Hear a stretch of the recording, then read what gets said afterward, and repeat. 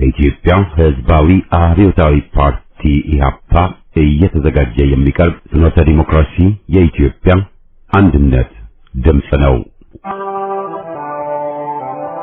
ጤና ይስጥልኝ፣ እንደምን አመሻችሁ አድማጮቻችን። ዛሬ አርብ ጥቅምት 21 ቀን 2018 ዓመተ ምህረት ነው። የደምቢ ዶሎ ዩኒቨርሲቲ ተማሪዎች የነበሩትና በአክራሪ የኦሮሞ አሸባሪዎች የታገቱት ተማሪዎች ጉዳይ እስካሁን እልባትን አላገኘም። ብዙዎቹ ልጃገረዶች የሆኑት እነዚህ የአማራ ወጣቶች ከታገቱ አርብ ጥቅምት 21 ቀን 2125 ቀናት አለፋቸው። የወጣቶቹ ሰቆቃ ያብቃ እንበል። እስከ መቼ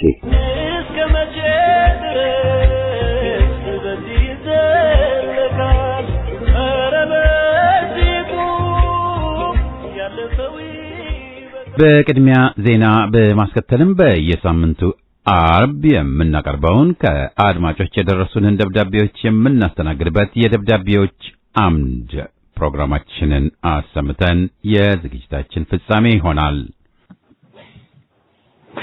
ብልጽግና በሊቦ ከምከም ወረዳ ንጹሃን አርሶ አደሮችን ረሸነ።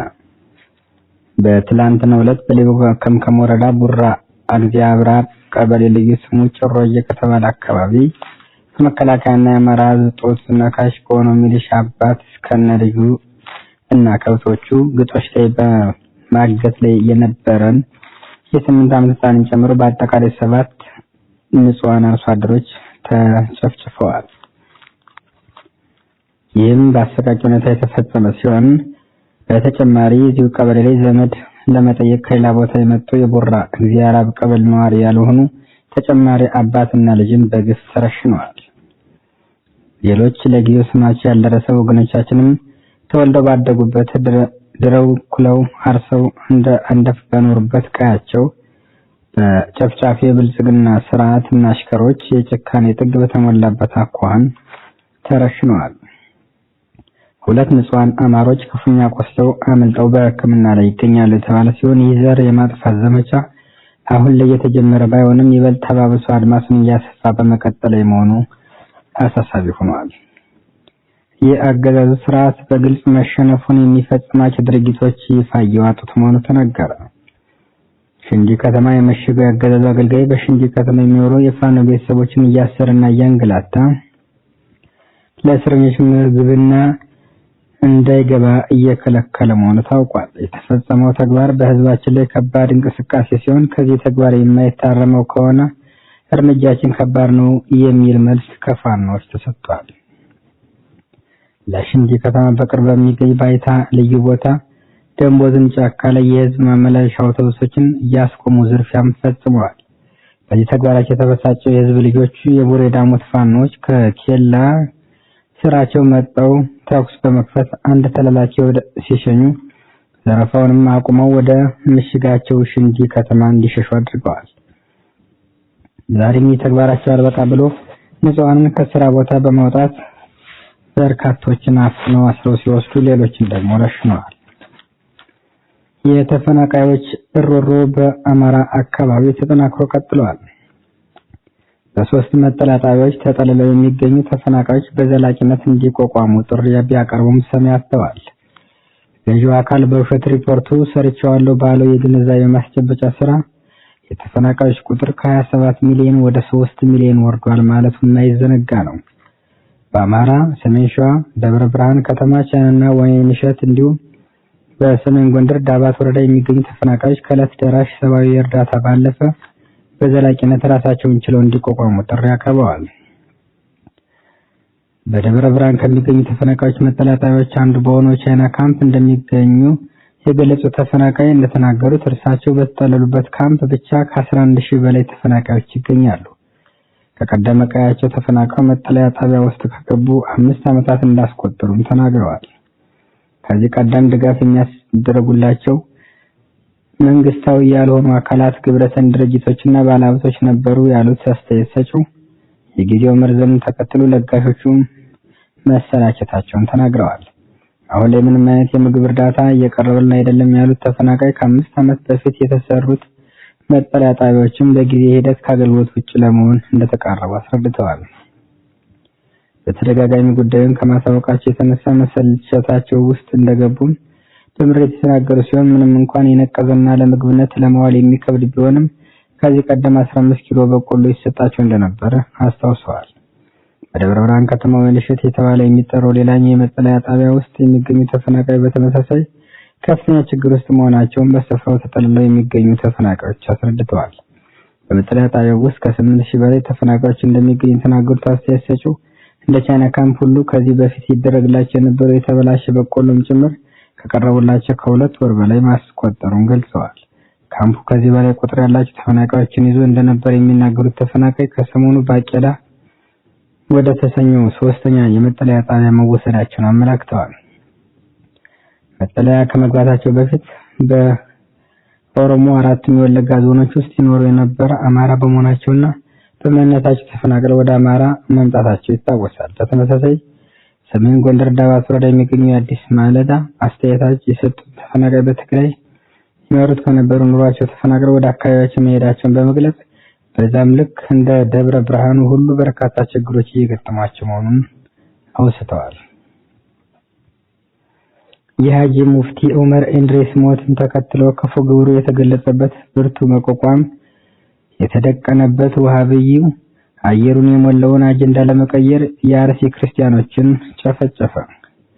ለግፍ ድርጊት እንግዳ ባይሆንም አሁን ግን በአንድ ድንጋይ 2 ወፍ መጥቷል ተብሏል። ፈርዖንም ናቡከደነጾርም ሴናክሬምም መጀመሪያ ላይ ግፋቸው፣ ትዕቢታቸው፣ እብጠታቸው ከተራራ ይገዝፍ እንደነበረም ተወስቷል። ፍጻሜያቸው ግን መኖራቸውን አስረስቷቸዋል የተባለ ሲሆን ታሪክ መፍሰሻ ትልሙን መሄጃ መንገዱን ጨርሶ አይሰትምና የአረመኔዎች መጨረሻም ከዚያ ያልፍም ሲሉ አስተያየት ሰጪዎች ጠቁመዋል። እግዚአብሔር ማገልገል ከንቱ ሲሆን ትእዛዙንም በመጠበቅ በሰራዊት ጌታ በእግዚአብሔር ፊት ሐዘንተኞች ሆነን በመሄድ ምን ይረባናል? አሁን የሚታይበት ሰዎች ብፁዓን ብለን እንጠራቸዋለን። ክፋትንም የሚሰሩ ጸንተዋል፣ እግዚአብሔርንም ይፈታተናሉ። በዚህም ምክንያት እነዚህ ንጹሐን አበው ሊቃነ ጳጳሳት በርካታ ክርስቲያኖች ሲጨፈጨፉ የሐዘን ቀን እንኳን በሚዲያ ለማወጅ ያለመድፈራቸው በርካታ ምዕመናንን አስቆጥቷልም ተብሏል። የጽድቅ ፀሐይ የምትወጣበት ቀን ሩቅ ባይሆንም ኦሮሞ ወሃቢይ አጠቃላይ ደም በማፍሰስ የአማራና ብሎም የኦርቶዶክስ እምነት ተከታዮችን በየቦታው እየጨፈጨፈና እየገደለ ደም እያፈሰሰ እስከ መቼ ድረስ ሊቀጥል ይችላል? ይልቁንም የኦሮሞ አክራሪ ጽንፈኛ ተገንጣዮችን ይወክለናል ብለው ጠቅላይ ቤተ ክህነት ስራ አስኪያጅ ብለው ካስቀመጡት ቀን ወዲህ ደግሞ ነገሩ እየተባባሰ መምጣቱን ልብ ይለዋል ሲሉም ሊቃውንት ጠቁመዋል።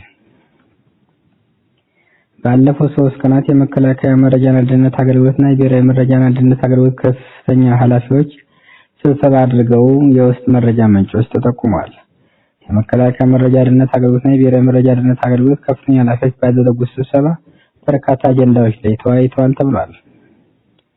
የመጀመሪያው የተመረዙ ምግቦችን ወይም ሬሽኖችን ስርጭት ማድረግ ሲሆን በመቀጠል የተመረዙ ሬሽኖችን ስርጭት በማድረግ እንዲማረኩና ፋኖ እንዲመገባቸው ምቹ ሁኔታዎችን መፍጠር የሚል ነው ተብሏል። ለዚህም የተመረዙ ምግቦችን ወደ ካምፕና ምሽጎች በማስገባት ፋኖ ላይ ትንኮሳ ማድረግ፣ ፋኖ ጥቃት በሚከፍትበት ወቅት የተመረዙ ሬሽኖችን ካምፖች ወይም ምሽጎች ላይ ጥሎ በመሄድ በፋኖ እጅ እንዲወድቁና ፋኖ እንዲመገባቸው ማድረግ እንደሆነም ተጠቁሟል። እንደ መረጃ ምንጫችን ገለጻ እነዚህ የተመረዙ ምግቦች ሬሽኖች በሚጓጓዙበት ወቅት በፋኖ እንዲማረኩ ማድረግና በፋኖ እጅ እንዲገቡና ለምግብነት እንዲዋውሏቸው ምቹ ሁኔታዎችን ፈጥረዋል። የተመረዙ ምግቦች በዚህ ወር መጨረሻ ድረስ ወደ አማራ እንዲገቡና ስርጭት እንዲደረጉ ውሳኔ መተላለፉን ተጠቁሟል። ሁለተኛው ውሳኔ ደግሞ የተሰጡት አነስተኛ የሆኑ አጥፍቶ ጠፊ ድሮኖችን ወደ ስምሪት ማስገባት ላይ ውሳኔ አሳልፈዋል። በዚህም ወደ 700 ገደማ የሚጠጉ ወደ አማራ የገቡ አጥፍቶ ጠፊ ድሮኖች ስምሪት እንዲያደርጉ መግባባት ላይ ደርሰዋል። ወሎ የገቡት 160 አጥፍቶ ጠፊ ድሮኖች በአስቸኳይ ወደ ስራ እንዲገቡና ሙከራ እንዲደረግባቸው ውጤታቸውን ሪፖርት እንዲደረግ መመሪያ ማውረዳቸውን ታውቋል። መሳሪያዎች በምድር በሰማይ ተጠቅሞ የፋኖን ግስጋሴ ባለመግታቱ በመርዝና በአጥፍቶ ጠፊ ድሮኖች ተጠቅሞ ፋኖ ላይ ጉዳት አደርሳለሁ ብሎ እየተንቀሳቀሰ በመሆኑ መረጃዎች በፍጥነት እንዲሰራጩና ፋኖ አስፈላጊውን ሁሉ ጥንቃቄ እንዲያደርግ ሲሉ ምንጮች ጠቁመዋል። ባለሙያው አክለውም እነዚህ ድሮኖች ዝቅ ብለው ስለሚበሩ ድምጻቸውን በማሰማት ዝግጁ ሆኖ በመጠበቅ ፋኖ እጅ ላይ ባለ መሳሪያ ዲሽቃ፣ ስናይፐር አሊያም በክላሽ ተመተው ሊከሰከሱና ሊፈነዱ ስለሚችሉ ፋኖ ሰማዩን በመከታተል አለርት ሆኖ በመጠበቅ ድሮኖችን ኢላማቸውን እንዳይመቱና ጥቃት መፈጸም እንዳይችሉ ማድረግ እንዳለባቸው ተገልጿል። ፋኖ በነጻነት የሚንቀሳቀስባቸው ቀጠናዎች ፋኖ መጥቶ ለመጣል ዝግጁ ባልሆነበት ሁኔታ እነዚህን ድሮኖች በመላክ ጥቃት ሊፈጽሙ ስለሚችሉ በማንኛውም ሁኔታ ሰማዩን አስሰው ጥቃት መፈጸም የሚችሉ የሰማይ ዋርድያዎችን መመደብ እንዳለበትም ተገልጿል። ሌላው እነዚህ ድሮኖችን ለመጣል የሚያስችል ጸረ ድሮን መሳሪያዎች $4000 በታች ገበያ ላይ ስለሚገኙ በውጭ የሚገኙ የፋኖ ትግል ደጋፊዎች እነዚህን መሳሪያዎች ለፋኖ ቢያደርሱና ፋኖ እነዚህን ጸረ ድሮኖች መሳሪያን በመጠቀም በ3 እና በ4 ኪሎ ሜትር ርቀት ያገዛዙን አጥፍቶ ጠፊ ድሮኖችን እርምጃ መውሰድና እንዳይተኩሱና እንዳይፈነዱ ማድረግ እንደሚቻልም ምንጮች ገልጸዋል። የዕለቱ ዜና በዚያ ነው።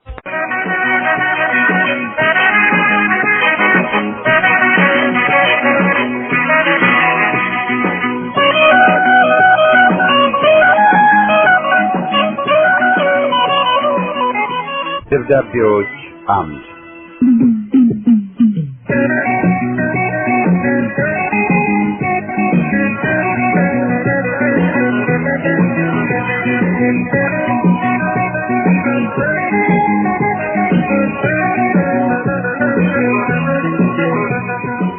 ይህ ፕሮግራም ከእናንተ ከአድማጮቻችን ያገኘናቸውን ደብዳቤዎች የምናስተናግድበት መድረክ ነው።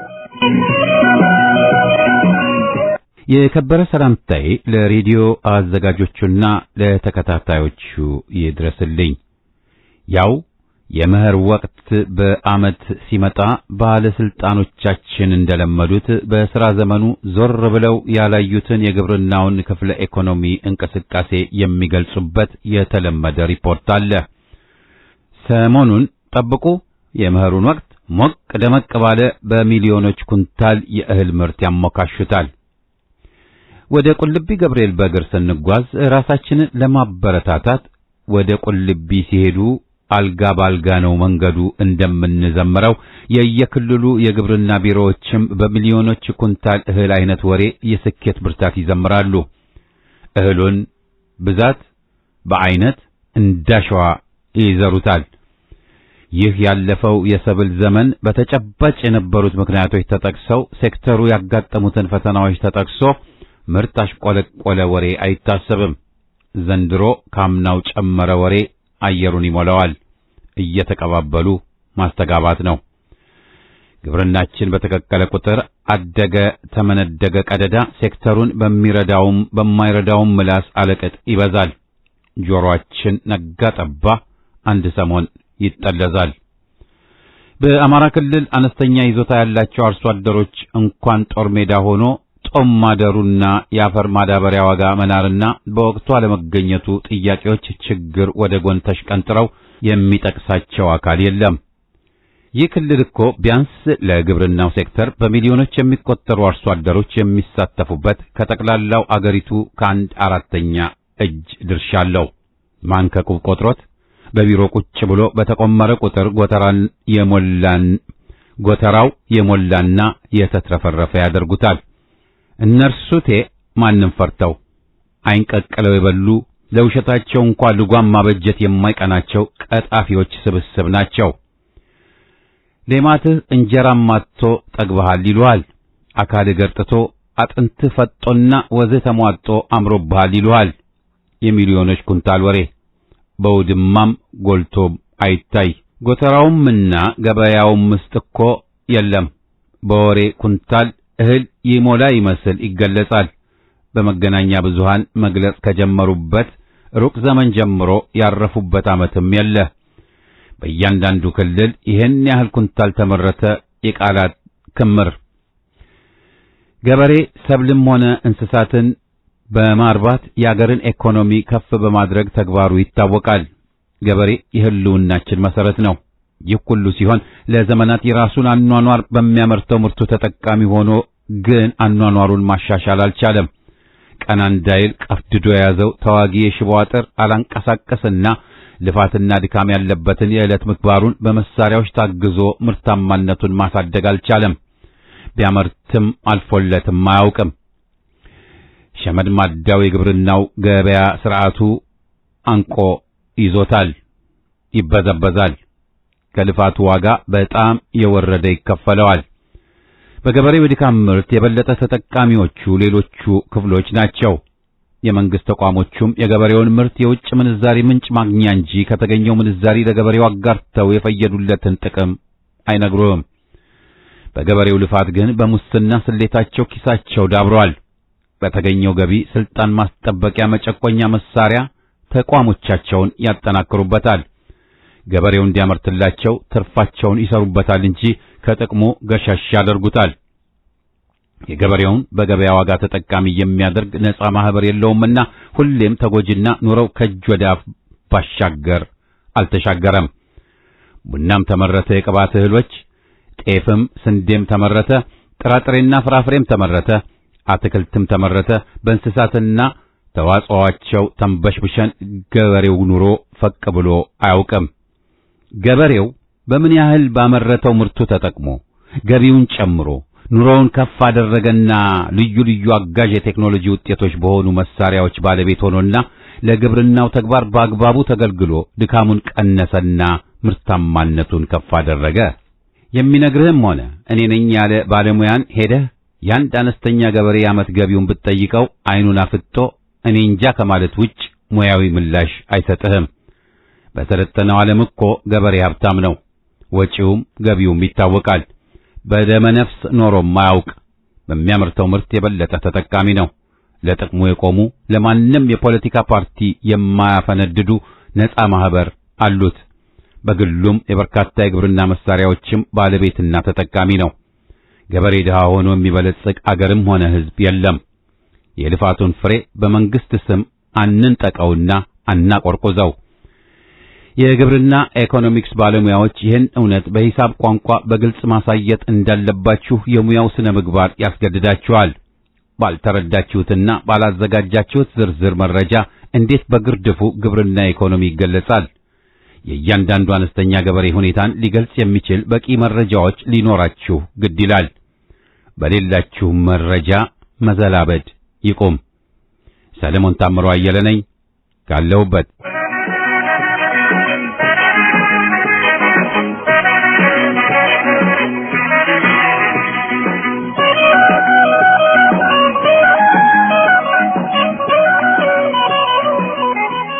ሰላም ጤና ይስጥልን ፍኖቶች እንደምንሰንብታችኋል።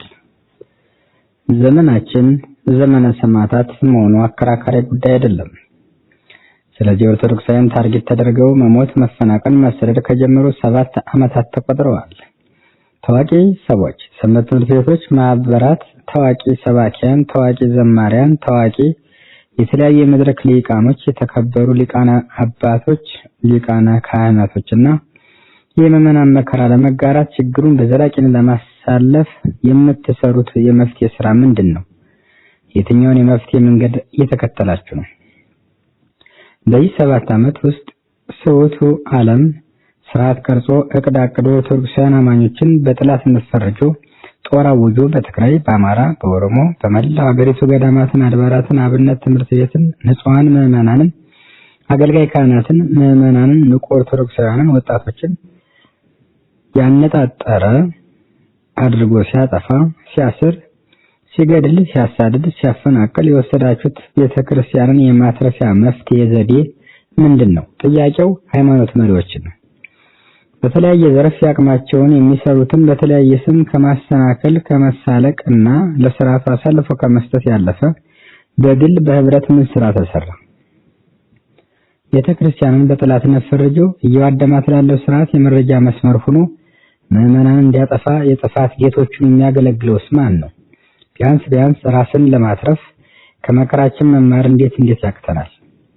ከቤተክርስቲያን መከራ ይልቅ የግል ዝናቸውን የሚጠብቁ ወይም የሚያመልኩ ማለት ይቻላል። እነዚህ ጉንስንስ አካላት ፍትፍት ሰብክያን፣ ፍትፍት ማህበራት፣ ፍትፍት አባቶች፣ ህዝቡ ሲሰበሰብ ጥሩኝ አስተምራለሁ የሚሉ አስተማሪዎች የቤተክርስቲያን መከራ የሚሉት ምን ሲሆን ነው? ወይስ በሰማይ ላለችው ህብረት ነው ዕቅበተ እምነት የሚያደርጉት? ብዙዎቹ በብስለት ብዛት ቤተክርስቲያንን እያዳከሙ ግን ደግሞ አስተማሪያችሁ፣ ባሪያካችሁ፣ ዘማሪያችሁ፣ የጀርባ ጎናችሁ እኛ ባንኖር ኖሮ እንዲህና እንዲያ ትሆኑ ነበር የሚሉ አፍዛሾች ወጣቱን ትውልድ ያገባኛል፣ በሀገሬ ያገባኛል፣ በሃይማኖቴ ብሎ አንዱን ህብረቱንና ቤተ መቅደሱን እንዳይጠብቅ የማዳከም ስልቶች ይስተዋላሉ። ይሄ ማፋዘዝ፣ ማደንዘዝ የሚጠቅመው ማንን ነው? ቤተክርስቲያንን ከይፋዊ ጥላቶቿ ይልቅ የውስጥ ኩንስንስ አስመሳይ ፍትፍት አፍዛዦቿ ምን ያህል እንደጎዷት ምን ያህል እናውቃለን። አሁን ያለው ስርዓት ቤተክርስቲያንን በነጻነት ማኖር ይችላል? አይችልም። ለክርስትና ይጠቅማል? አይጠቅምም። ወይስ ከሆነ አይጠቅምም ካለን ደግሞ መልሱ ታዲያ እንዴት ነው ታገስ ተመለስ የምንለው? አያገባንም ዝም እንበል ከሆነ በስራ ካልገለጽነው የአማኝነት ምስክርነታችን ለመቼ ጊዜ ሊሆን ነው ዝም የምንለው? ቤተክርስቲያን የተሳደደችው የህልውና ጉዳይ አጠያቂ የሆነው የምን ከሆነ መፍትሄ ምንድነው? ከንፈር በማለስለስ አንገት በመቀለስ ዝም ብላችሁ እርዱን እኛ ልብስ ቀለብ እናድርስ ማለት ብቻ የመፍትሄ መልስ አይሆንም። የቁርጥ ቀን ያልሆነ ዘመድ የምን ዘመድ ነው? መቼ ነው የእውነት ምስክርነት መስክረን የምንሞተው? የምናስተምረውን ካልመሰከርነው የምን አማኝ ነን? በመከራው አለው ካላልነው ምዕመኑን የምንፈልገው ለወዳችን ነውን? አገልግልን ነው የምትሉ መምህራን ለመሆኑ አሁን ምን እያላችሁ ነው የምታገለግሉት? በደንብ እንድንጠፋ ክፉን መስላችሁ ኑሩ። ስለ መከራችን አትሰንፍሱ፣ ዝም ጭጭ በሉ። ሃይማኖቴ፣ ቀኖናዬ፣ ህብረቴ፣ ታሪኬ፣ ገዳሜ፣ ቅርሴ፣ እሴቴ አትበሉ እያላችሁ ነው የምታስተምሩት። ዳግም አምልኮ ጣዖት ለዛፉ ለድንጋዩ መስገድ የተጀመረው እኮ ድፍረት ማስተማር ስላልቻልን ነው። ድፍረት ማስተማር ካልቻልን አሁንም ቢሆን ራሱን እንደ ጣዖት ለሚቆጥረው ብልጽግና መስገዳችንን አይቀር ነው። ቢያንስ የራሳችንን ምዕመናን ለዛፉ ለድንጋዮች አትስገድ ማለት እንዴት ያቀተናል? መላው ኦርቶዶክሳውያን በስሁት ፖለቲካ ምክንያት በቋንቋ በመንደር በሰፈር ተወስነን ተወሽቀን አንድ ሁነን ተመለስ በቃህ እንዳንል ክርስቲያኖችንን ለትውልድ እንዳናስቀጥል የተፈረደብንን ለምንድን ነው? ዳንኤል የሚመራቸው ታዋቂዎች፣ ሰባኪያን፣ ማህበራቶች፣ የማህበራት ተወካዮች እንዴት ስለማጥፋታችን ሊመክሩን ይችላሉ ብላችሁ ታስባላችሁ? ተዋህዶን መስራትና ለውጥ ማምጣት እንዳይችል ጠርንፎ ምዕመኑን ያሳደደው ያለው ማን ነው? ከአቅም ሁሉ የሚበልጠው ያሳሰብ ብልጫ ሲሆን ዋናው ክፍተታችን ቤተክርስቲያንን የማናያበት ያሳሰብ ጉድለት ነው። የሰነድ ክምችት ዕውቀት መድኃኒት ወይ የሆነ የሚያስብ በይጥና ዲስኩር ምክንያት የተገለጠውን የጥፋት እውነት ከማስቀጠል የዘለለ ችግር ፈቻ አይሆንም። ውድ ክርስቲያኖች ስለ ጥፋታችን አንድ ሁነን እናስብ፣ ስለ መፍትያችንም አንድ ሁነን እንወስን። በዛሬው ሞታችንና በነገው ሞታችን መካከል ልዩነት የለም። ልዩነቱ መካከሉን የሥራ ዘመን በማድረግ ወይም ባለማድረግ ላይ የተመሰረተ ነው። የብልጽግና ስርዓት ጸረ ኦርቶዶክስ ስርዓት ነው። ኦርቶዶክስ ሆነው ይህ ስርዓት እንዲቀጥል የሚያገለግሉ ሁሉ ጸረ ኦርቶዶክሳውያን መሆናቸውን ልብ ሊሉ ይገባል። በዚህ የመከራ ወቅት ቤተክርስቲያንን ለማትረፍ ወይ በጸሎት ወይም በእውቀት ወይም በጉልበት ወይም ደግሞ በመክሊቱ የማይሰራ ምዕመን ፈጽሞ ሊኖር አይገባም። ስለ ቤተክርስቲያን ህልውና የማያሳስበው አባት የምትቀልቡ ምዕመናንም አስቡበት። ከሰሞኑ በተደረገው የክርስቲያኖች ጭፍጨፋ ምክንያት የሐዘን ቀን ያስፈልግ ነበር፣ ግን አልተደረገም። ስለዚህ በሁሉም ቦታ በተመሳሳይ ዕለት ምህላ እናድርግ። እየጾምን እየጸልን በቤታችን በቤተክርስቲያናችን በሰንበት ትምህርት ቤታችን በማህበራዊ ሚዲያችን በቲክቶክ በዩቲዩብ የሐዘን ምልክት የሆኑ አልባሶችን በመልበስ አንድነታችንን አጽንተን እያዘን እርማችንን ማውጣት ይኖርብናል። ብሔራዊ የሐዘን ቀን ለማድረግ የሚዲያ አካላት መረባረብና ለሁሉም ክርስቲያን የሐዘን መልእክት በማድረግ መረባረብ ይኖርብን ነበር። ግን ችግሩ መሪ አባቶች የሉንም። ለወዳቸው ያደሩ ደሞዛቸውን ብቻ የሚያስቡ ከምዕመኑ ብር እንጂ ምዕመኑን የማይፈልጉ እነዚህ አስመሳይ አባቶች እያሉ ግን ቤተክርስቲያን ነፃነቷን ማወጅ አትችልም። ነገም ዛሬም ከነገ በስቲያም ይህ አውዳሚና ገዳይ ጨፍጫፊ ስርዓት እስካለ ድረስ ቅድስት ቤተክርስቲያን ከነምዕመኖቿ ትቀበራለች። ማቅ ለብሳ ጥቁር ለብሳ ማቅነስነሳ እድሜዋን ትጨርሳለች። ቤተክርስቲያን አትጠፋም፣ ኢትዮጵያም ለዘላለም ሕይወት ሆናለች የሚል የሞኝ ብሂል ይዘን ምንንቀሳቀስ ከሆነ ተሳስተናል። ውዳሴ ማርያምን እኛ እናደርሳለን። የውዳሴ ማርያም ደራሲ የሊቁ ኤፍሬም አገር ሶሪያ ግን ውዳሴ ማርያም የሚያደርሱ ምዕመኖቹ የሏትም። ተበርዘው ሁሉም ሃይማኖታቸውን ቀይረው ክርስቲያኖች አልቀዋል። የውዳሴ ማርያም ደራሲው የኤፍሬም ሶሪያዊው አገር ምዕመናን ካጣች ውዳሴ ማርያም የምንደግመው የኛ ነገ ከነገ ወዲያ ምዕመናን ላለማጣታችን ምክንያታችን ምንድነው? ስለዚህ ተቀምጠን የሰቀልነውን ቆመን የሰቀልነውን ተቀምጠን ማውረድ ስለሚከብደን እባካችሁ የሃይማኖት አባቶች አስቡበት ሲል መልእክቱን ያደረሰን ሊቁ ዘርዓ ዲያቆን ከዚሁ ጎንደር ክፍለ ሀገር ይድረስ ለአድማጮች ብሎናል። እናመሰግናለን።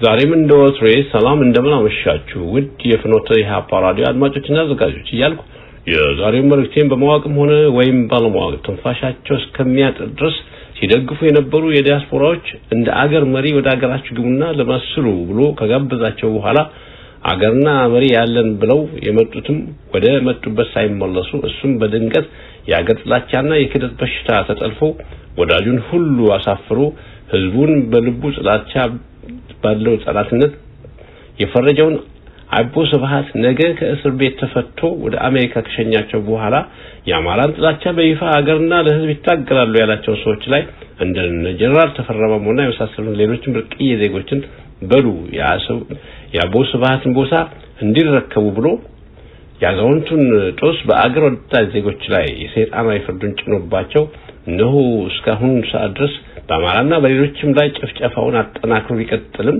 ኖቲስ ከዚህ የበለጠ ቃላት የማይገኝለት ክፉ የክፎች ክፉ ጨካኝ የጨካኞች ጨካኝ እነሆ ዛሬም በሽታው ከድሮ ይበልጥ ብሶበት ደሃውን የአማራ ህዝብ ካላጠፋው ነፍሴ ሲኦል ቦታ አይኖራትም የሚል ይመስል እነሆ ሌሎችም ተኳሾች አላምን ብሎ የድሮን አዛዥና አስተኳሽ ከመሆኑም በላይ በክፋትና በሰው ደም ሰክሮ እነሆ ሰውየው እንቅልፍ ካጣ አመታት አስቆጥረዋል። ለተቀን ፋኖን የሚያጠፋበት መንገድ መላ ለመፈለግ ሆዳም ጀነራሎች ጋር በየቀኑ በየሰዓቱ በስብሰባ ተጠምዶ ሲዶልት ይውላል። እንግዲህ ያም ሆነ ይህ ደግነቱ ሳይደግስ አይጣላምና እንደሚባል ሁሉ ፋኖ በእግዱ መሰረት ትግሉን አጠናክሮ ከቀጠለ ይህንን አረመኔ ማንቁርቱን ሊይዝ ተቃርቧል። ቀና ቀጠሮ ያላዘለት የአብይና ስርዓቱ ውርደቱን ተከናንቦ የሚገፈተርበት ጊዜ ሰዓት ዛሬ ሳይሆን ትናንትና መሆን ነበረበት። ዳሩ ግን ምን ያደርጋል እድሜ ቀጣይ ሆኑትን የትግሉና ጋሬጣዎች የአማራ ሆዳሞች እንጂ እንደ ፋኖ የትግል ስልትና ተደካሪ ከሆነ እንኳን አብይና ሁሉም የብልጽግና አባሮች በሙሉ ከስርዓቱ ፍጻሜ ማግስት ሁሉም ለፍርድ ይቀርባሉ። እሱም እንደ መንግስቱ ኃይለማርያም እንደ ጀግናው መሪ ሊባል እስከ መጨረሻው ሰዓት ድረስ እዋጋለሁ በማለት ተባባሪ ኮልኮሌዎችን አስተባብሮ ታጅቦ በየዋሻው ተኮልኩሎ ግራና ቀኝ ሲሏቸው መለየት የማይችሉ የደቡብና የኦሮሚያ ወጣቶችን እንዲታፈሱና ለወሬ ያህል ስልጠና ከወሰዱ በኋላ መሳሪያን አሸክሞ በሉ ጠንከራችሁ ፋኖን ታገሉ፣ ፋኖ አገር ሊያፈርስ ነው እያለ የሚያሰልፋቸው ህጻናት የሚኖረው እድል አንድ ብቻ ነው እየገምታለሁ። ለዚህም ታፍሶና በቃላት ደረጃ የተነገራቸው ደሞዝ ብቻና በዛ ላይ ተጽዕኖ ተጨምሮባቸው ለጮሌ አብይ ወንበር ሲባል በማያውቁ ጦርነት ሜዳ የሚሰው ወታደሮች እንግዲህ ይህ መልእክት የሚደርሳችሁ ከሆነ ምንም እንኳን በሐሳብና የአቋም ልዩነት ቢኖረንም ምንም እንኳን የብልጽግና የዘር በሽንሸና ችግር ቢፈጽም ሁላችንም እንደ ትናንትናው ነገም ሆነ ለዘላለም ሁላችንም የአንድ አገር ዜጎች ሆነን መኖራችን የማይቀር የዜግነት መብታችንና ታሪካዊ ግዴታችን መሆኑን ተረድተን ለጥቂት የስልጣን ጥመኞች ዘረኞች ወንበር ማስጠበቂያ መሳሪያ መሆን ስለማይገባችሁ እባካችሁ የአብይን ተልእኮ ለማስፈጸም ወደ አማራ ክልል የምትላኩ ወጣት ወታደሮች ሁሉ ይህንን መልእክት ባሰሙ በምክር ደረጃ ባገኛችሁ ቀዳዳ ሁሉ ተጠቅማችሁ ለፋኖ እጃችሁን ሰጥታችሁ ራሳችሁን አድኑ። ወደ መጣችሁበት መመለስ የምትፈልጉ ከሁሉ ከማትመለሱ ከሆነ ከላይ ባልኳችሁ መሰረት ከፋኖ ጎን ተሰልፋችሁ ፋኖ ሊመሰርት ካቀደ የወደፊት የአገር መከላከያ ጥንስ ተጨማሪና ደጀን ለመሆን መዘጋጀት አለባችሁ። እዚህ ላይ ዘር ብላችሁ ማሰብ ያለበት ነገር ቢኖር አብይ የተባለው አረመኔ ሰው በአማራ ምድርና በአማራ ሕዝብ ዘንድ ጨርሶ የጠፋና ካለም እየኖረ ያለው በጨካኝነቱና በፋሽስትነቱ እንጂ በመሪነቱ ስላልሆነ ምናልባት ይኖራል ከተባለም ከነዛ አልማ በታይና ሚሊሻ ተብዬ ሆዳም አማራዎች ዘንድ ካልሆነ በስተቀር አብይ በአማራ ሕዝብ ዘንድ ከሞተ ሰንበት ቢልም ነገር ግን ነፍሱን ጨርሶ አላወጣችው በሆዳም አማራዎች ተንጠልጥላ ትገኛለች።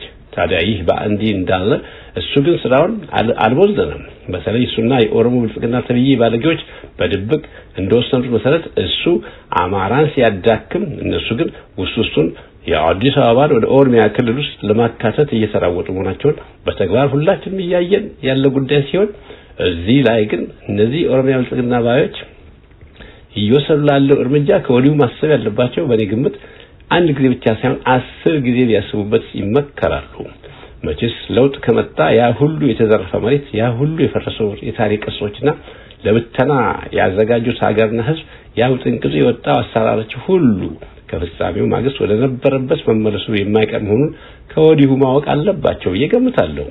ይህንን ግድ የለሽ የሆነውን የልጆች ብስለት የሌለውን ስራ ከመስራት ይልቅ አንጎል ካላችሁ ቆም ብሎ ያስቡበት ይሻላቸዋል ሲሉ ይህን መልእክት የላኩልን አቶ ማስንቆ ጉርማ ከኤድመንተን አልበርታ ናቸው።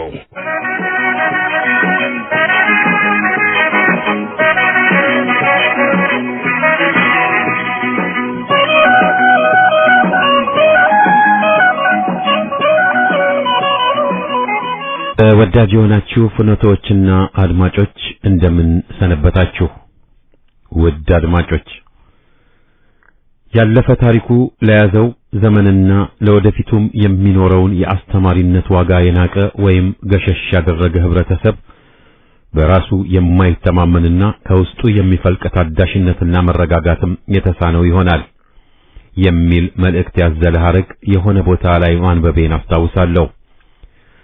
በወቅቱ ኃያል የነበረው የጣሊያን ወራሪ በዓለም ከተከለከለ የመርዝ ጢስ እስከ ዘመናዊ የአየር ኃይልና የምድር ጦሩን አሰልፎ በዘመተባት ቁጥር ጀግኖቹ የኢትዮጵያ አርበኞች በሚገባው ቋንቋ አነጋግረው ቅስሙን ሰብረውታል።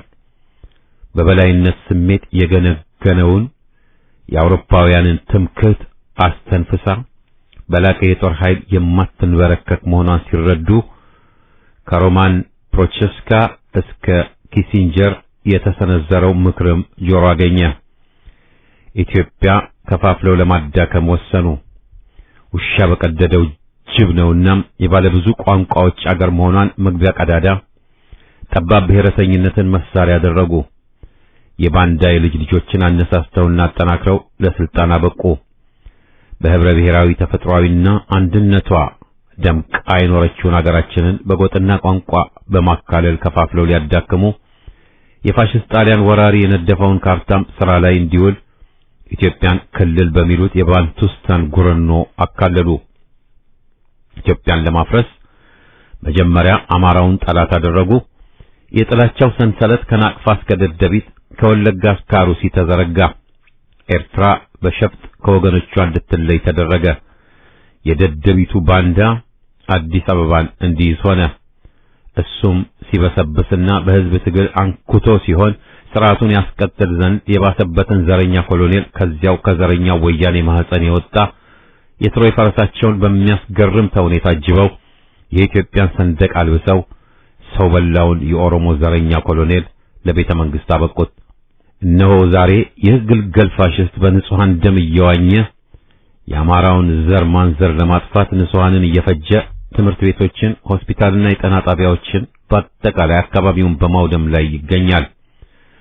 በውስጥ ጦርነት ከ1 ሚሊዮን ተኩል በላይ ዜጎችን አስጨርሷል። አገሪቱ ላይ 28 ቢሊዮን የአሜሪካ ዶላር አክስሯል።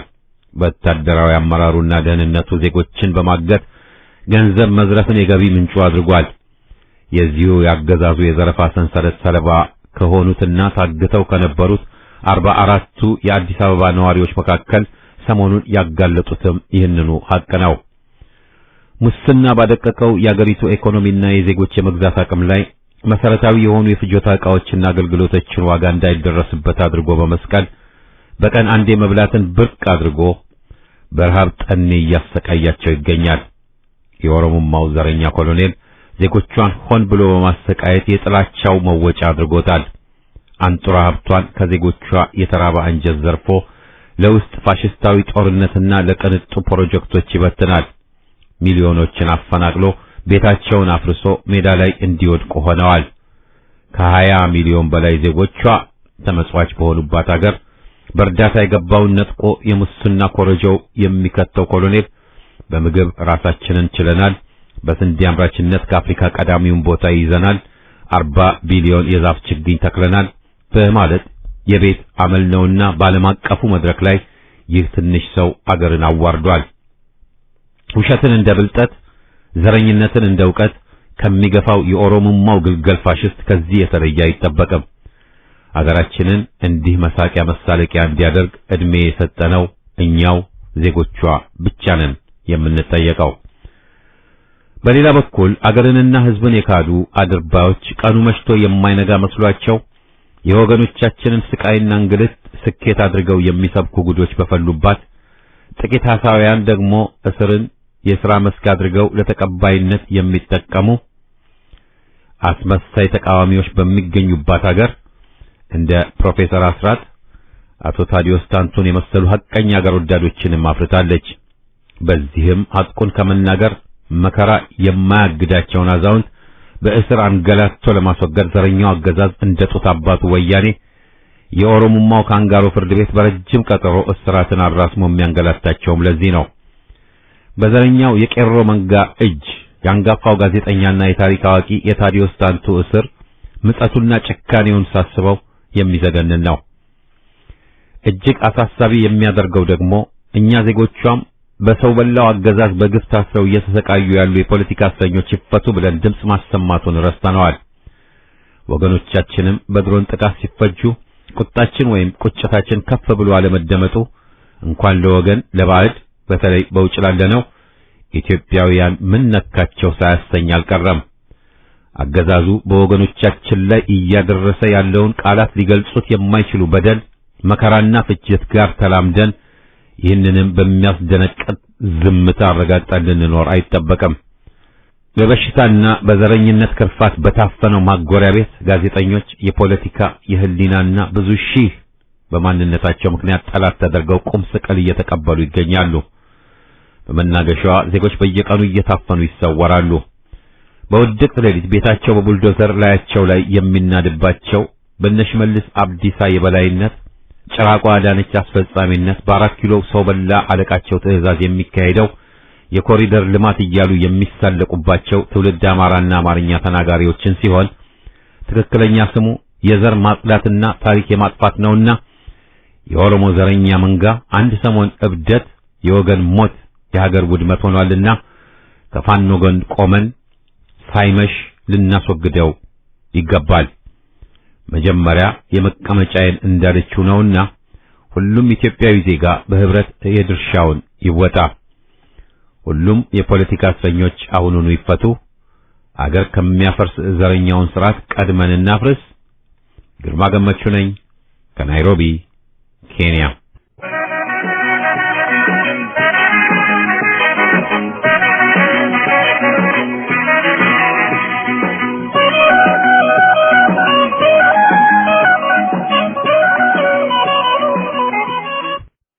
አድማጮቻችን የደብዳቤዎች አምድ ፕሮግራማችን በዚሁ ይጠቃልላል። ሳምንት አርብ እስከምንገናኝ ደህና ቆዩን።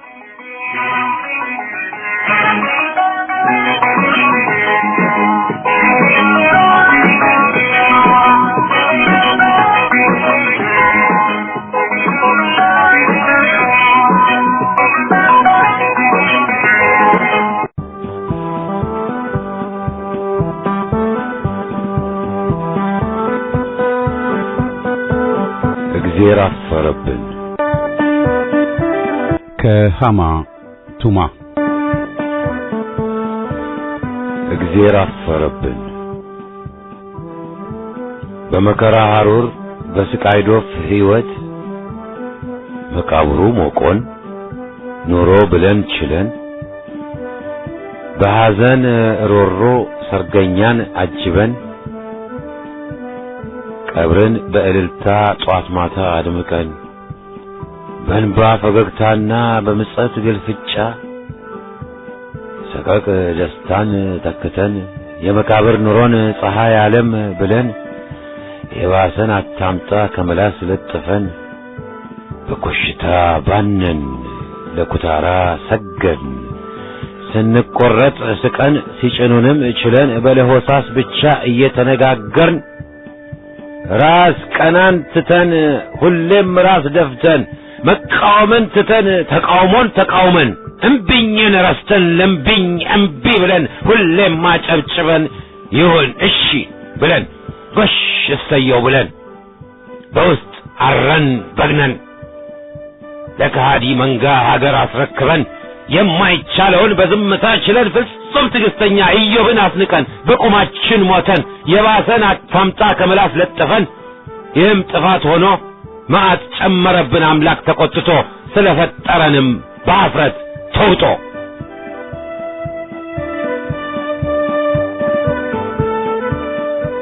ላስቲክ ቤት ሆኖልን ሩዝም እንጀራ ሀገር ልጠፋ ነው ሞተን ሞት ስንፈራ